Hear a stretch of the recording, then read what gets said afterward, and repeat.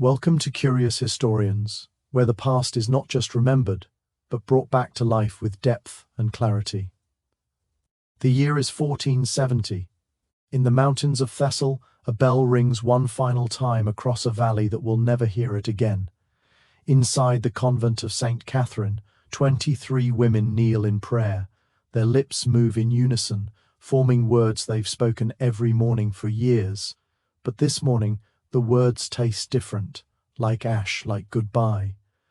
Outside the stone walls, the horizon bleeds red, not from sunrise, but from the banners of an empire that has already swallowed kingdoms whole.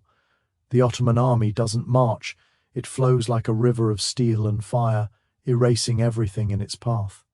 Sister Ilani, the abbey's clutches a silver crucifix that has survived 3 generations. Her hands tremble, but not from fear. She knows what's coming, they all do. What they don't know, what no one could imagine, is that death would have been a mercy. Because what happened next wasn't written in any history book you studied in school. It was buried, erased, hidden beneath centuries of silence until now. What the Ottomans did to these women wasn't just conquest. It was something far more calculated. But Bey, the question isn't whether you can handle the truth, it's whether you're willing to remember it. If you've ever wondered why certain stories vanish from history while others are told again and again, you're in the right place. Here on Crimson Historians, we dig into the archives the world forgot. Missionary letters, Ottoman state records, testimonies buried in Vatican vaults.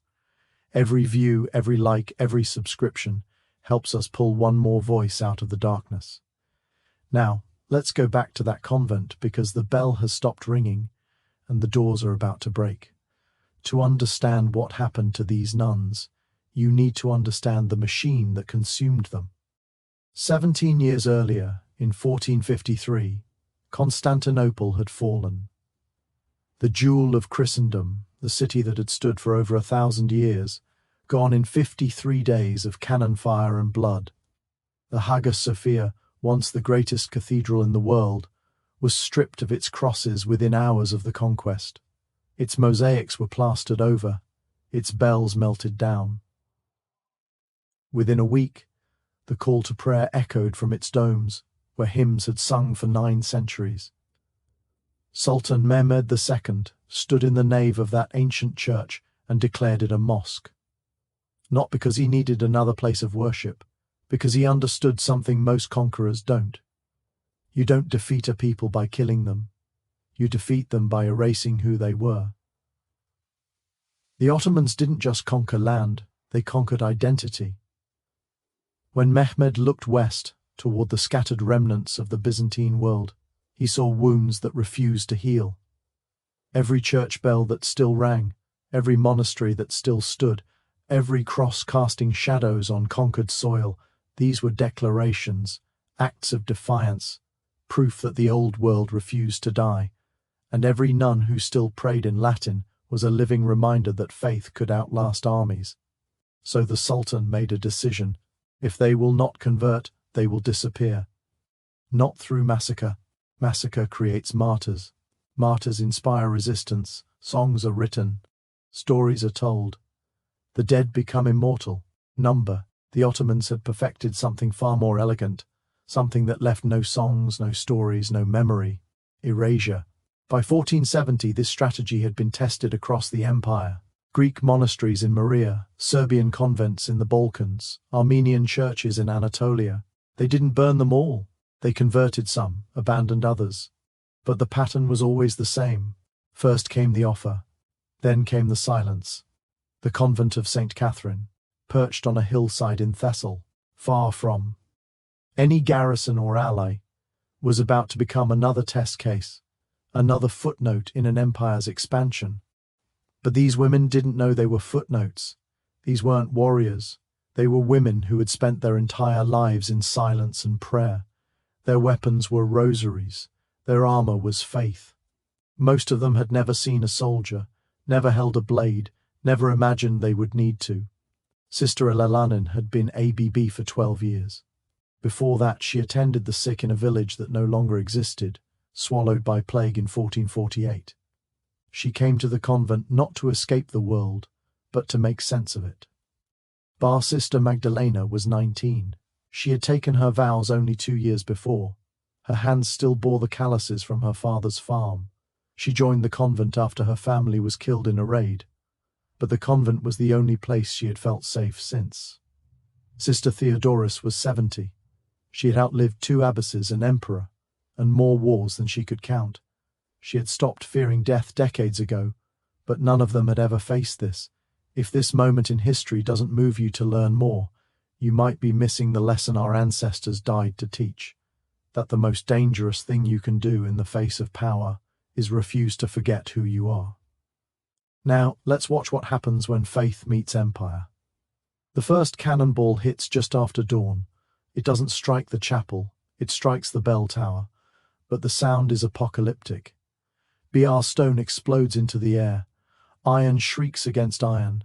The bell that is rung every morning for 140 years shatters mid-swing, and the pieces rain down onto the courtyard where the sisters grow herbs for healing.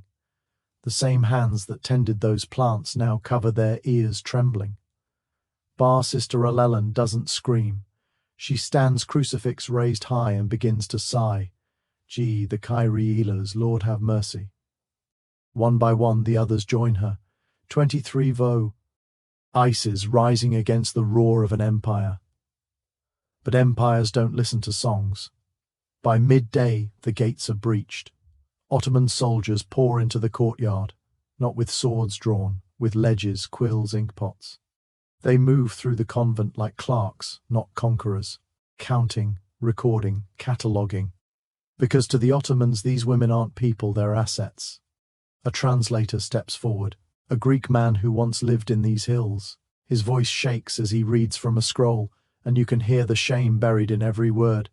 By order of Sultan Mehmed II, all subjects of the conquered territories must submit to the authority of the Sublime. Those who convert will be granted protection. Those who refuse will face the consequences of rebellion. Sister Eleni steps forward. Her face is calm, almost serene. She speaks not to the soldiers but to the translator in Greek so clear that everyone understands. Tell your Sultan that we have already given our lives to a king. We have nothing left to surrender. The officer in charge, a man named Hassan Pasha, whose name appears in Ottoman military records from the 1470 Athelian campaign, doesn't respond with anger. He responds with something far more chilling, a smile, because he knows something the nuns don't yet understand. The Ottomans have perfected the art of breaking people without killing them. That night, the women are locked inside their own chapel. No food, no water, just darkness, and the sound of soldiers outside, laughing, eating, living, while they wait to see who breaks first. 2 sisters, younger ones from Corinth, begin to weep in the corner.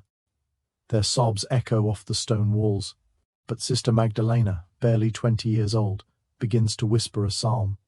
The Lord is my shepherd, I shall not want. Then another, though I walk through the valley of the shadow of death, I will fear no evil. Then another, and slowly the weeping stops. This is the moment the Ottomans underestimated them. These women had spent their entire lives preparing for suffering, fasting, vigils in the cold, hours of silence, submission to something greater than themselves. What the soldiers saw as torture, the nuns saw as their daily discipline. But Hassan Pasha is patient. He has seen this before in Maria, in Wakia, in the ruins of Serbian monasteries where monks thought their faith would save them. Faith is like a candle, he once wrote in a letter to the Sultan, still preserved in the Topkapi Palace archives. It burns brightest just before it dies. He's about to test that theory.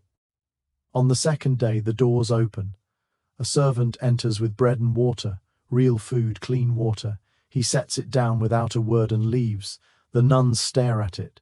Their throats are dry, their stomachs hollow. The younger sisters look to Alani, desperation in their eyes. Sister Theodoris, the eldest, speaks first. They want us to take it, to feel gratitude, to soften. Elaine nods. Then we fast. They don't touch the food. By the third day, their lips are cracked and bleeding. Their hands shake. The younger sisters can barely stand, but they don't break. Hassan Pasha watches from the courtyard, arms crossed. He's impressed, frustrated, and perhaps just for a moment, something close to respect flickers across his face. But respect doesn't change strategy. On the third day, the doors open again. This time, it's not a servant, it's a son himself. He speaks in Turkish, and the translator follows behind him like a shadow.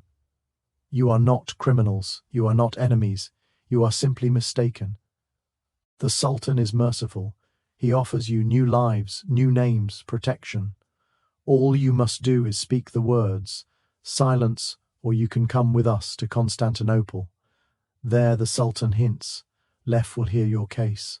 Perhaps he will be moved by your conviction. He uses, lets the words settle, but the road is long, and the weak do not survive it. It's not a threat, it's a promise. Sister Elelen looks at her sisters. Some are barely conscious, some are praying with their eyes closed, some are staring at the floor trying to find strength in the stone. She turns back to her son. We will walk. The smile returns to his face. Good. We leave at dawn. That night the nuns hold each other in the darkness. No one speaks, but Sister Magdalena begins to humbly a hymn they sang at Vespers. One by one the others join her. Outside the soldiers hear it. Some of them pause, some of them look away. One of them, years later, will tell his grandson about the women who sang themselves to death. But that story will be forgotten too. For now the hymn rises through the cracks in the chapel walls and drifts out into the night. A prayer, a plea, a declaration. We are still here. They leave at dawn on the fourth day. 23 women, hands bound with rope, walking south toward the coast. No carts, no horses, just their feet and the dust and the sun that shows no mercy. The soldiers don't rush them, they don't need to. The road itself is the punishment. By the second day, Sister Irene collapses. She's 62. Her knees have been failing for years. She tries to stand, but her legs won't hold her. The soldiers don't wait. Sister Magdalena and another nun, Sister Anna, lift her between them and carry her for the next 3 miles. When they finally stop for the night, Irene is unconscious. By morning she's gone. They bury her by the roadside with their hands. No tools, no ceremony, just dirt and whispered prayers. The soldiers watch. They don't stop them. Hassan Pasha makes a note in his ledger. 22 remaining. On the fourth day, it happens again. Sister Callista, who hasn't spoken since the siege, stops walking. She sits down in the middle of the road, closes her eyes, and doesn't get up. They leave her there. By the time they reach the port of Vololos 7 days later, only 18 remain. But something happened on that road. Something the Ottomans didn't anticipate. The nuns stopped weeping, stopped begging. They walked in silence, but it wasn't the silence of defeat. It was the silence of women who had already made their choice. Sister Elelen had been walking at the front of the line, leading them, even with her hands bound. But on the morning of the 7th day, her son Pasha calls for her. She's brought to his tent alone. What happens next isn't described in Ottoman records. It's described in a letter from a Venetian merchant who witnessed the aftermath. A letter discovered in 2003 in the archives of Drovnik. He writes, I saw them bring her back at dawn. She could not walk. Her eyes, God forgive me, her eyes were open, but she was not inside them anymore. They dressed her in silk and paraded her through the camp as a convert. But when I passed close, I heard her lips moving. She was still praying in Latin silently. She had not broken. They had simply taken her body and left her soul to wander. This is the Ottoman strategy that history doesn't teach you. They didn't want martyrs. Martyrs inspire resistance. Songs are written. Stories are told. The dead become saints. They wanted ghosts. Women who would walk, talk, eat, breathe, but would never be whole again. Living proof that rebellion was futile. Living warnings to anyone who thought faith could stand against empire. Sister Elelen walked with them the rest of the way to the coast, but she never spoke again, never looked anyone in the eye. She was there, but she wasn't. The younger sisters wept when they saw her. The older ones just prayed harder. The port of Vololos, they're loaded onto a galley, a massive warship with rows of benches and chains bolted to the wood. Not a passenger ship. This is a vessel designed for control. Slaves, prisoners, cargo. The nuns are chained to the benches, wrists locked to iron rings. A ship's manifest discovered in 1987 in Istanbul's Topkapi Palace Museum lists them not by name, but by number. Religious captives. Female 18 destination imperial household purpose domestic service and conversion. That word service is doing a lot of work. The voyage lasts 12 days. The sea is not kind. Storms lash the deck. Salt spray stings their cracked lips. The ship pitches and rolls, and the women who have never seen the ocean vomit until there's nothing left. At night, the youngest, Sister Magdalena, whispers psalms beneath her breath. Her voice is faint, barely audible over the crashing waves. But the other prisoners, Greeks, Serbs, Italians, men and women chained beside them, turn their heads to listen.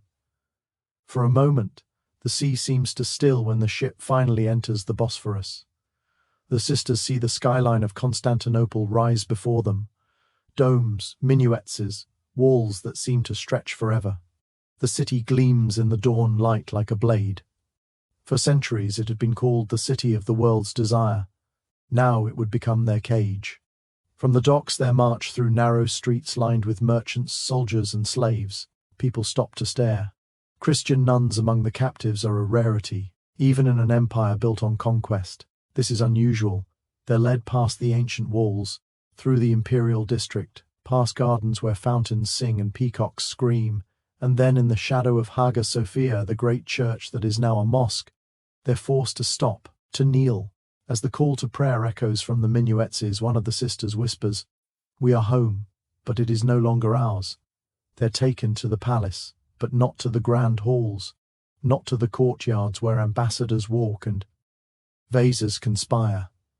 They're taken beneath down stone steps that spiral into darkness through tunnels that smell of damp and decay, to a place that doesn't officially exist. If you're still watching, it's because part of you knows this story needs to be told. Subscribe to Crimson Historians, not for us, but for them, for the voices that were swallowed by silence. Now let's follow them into the dark. Beneath Topkapi Palace, there's a network of tunnels that tourists never see. Storage rooms, servant quarters, forgotten corridors that wind through the bedrock like veins. And in the farthest corner, sealed off for centuries, a room with no official purpose. In 2011, during restoration work, archaeologists broke through a false wall. What they found stopped them cold.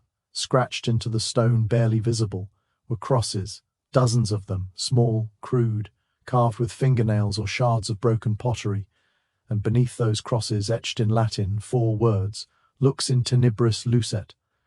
The light shines in the darkness.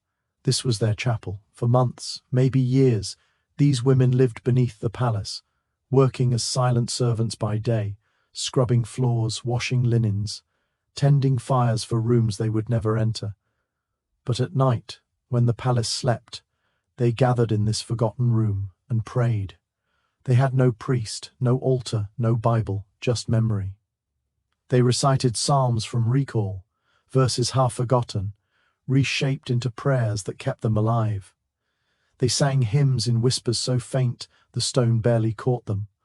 They held communion with bread stolen from the kitchens and water from the palace wells, and they carved their faith into stone one scratch at a time, knowing no one would ever see it.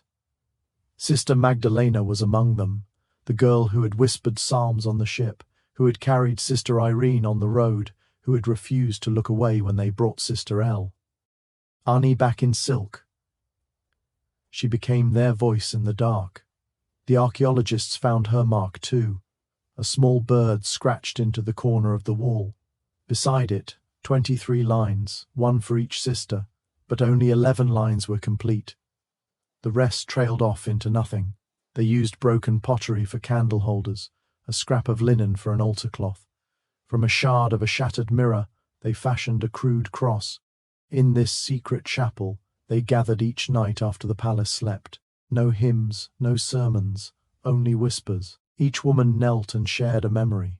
Her home, her church bell, the warmth of bread before dawn. These memories became their new psalms, small offerings to a God who still listened in the dark. A Venetian prisoner held in the palace for ransom in 1478 wrote of strange voices echoing beneath the harem, women singing in Latin to a God not of this empire. For centuries, historians dismissed it as superstition till they found the chapel. But here's what breaks your heart. The crosses stop. Halfway through the wall, the scratches become erratic, desperate. The lines deepen, as if carved with more force, more urgency. Then nothing. Ottoman records from 1482 mention a cleansing of the palace staff under the new sultan. Anyone deemed unproductive or resistant was removed.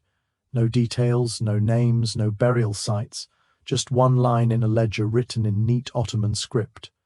Disposed. The nuns of St. Catherine vanished from history. 18 women who had walked 7 days through hell, who had crossed the sea in chains, who had carved prayers into stone in the dark, gone, but their chapel remained. A French diplomat in 1712 wrote about a rumour among the older palace servants that on certain nights, if you stood in the lower halls, the air would grow cold, and if you listened closely you could hear women singing in Latin. He dismissed it as superstition, the foolish beliefs of uneducated servants.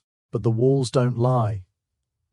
In 2011, when the archaeologists examined the chapel more closely, they found something else.